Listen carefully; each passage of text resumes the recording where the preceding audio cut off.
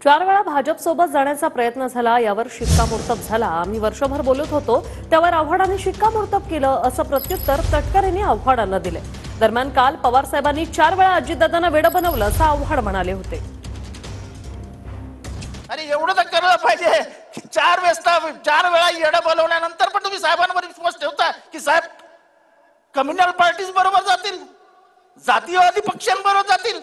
अरे तुम्हाला कळलं कसं नाही? तुम्ही 5 वर्ष दररोज साहेबांकडे जायचे, साहेब चला बीजेपीकडे जाऊया, साहेब चला बीजेपीकडे जाऊया, साहेब दररोज तुम्हाला म्हणायचे हा ठीक आहे बघूया, हा ठीक आहे बघूया, पण शेवटपर्यंत साहेबांनी बघितलंच नाही।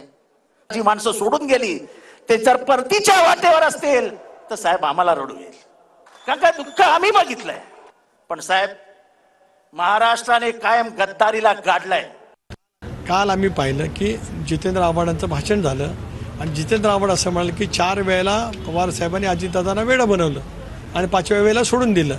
म्हणजे आम्ही जी भूमिका मांडत आलो, राष्ट्रवादी काँग्रेस पक्ष भारतीय जनता पक्षाबरोबर सत्तेमध्ये जाण्यासाठी पक्षाच्या नेतृत्वाची सहमती होती, या विषयावरती काल आव्हाडांनी जाहीर भाषण वर्धापन दिनाच्या निमित्ताने पवार साहेबांच्या उपस्थितीमध्ये करून आम्ही आजवर जी काही भूमिका वर्षभरामध्ये मांडली त्याच्यावरती शिक्कामोर्तब त्यांनी केलेला आहे।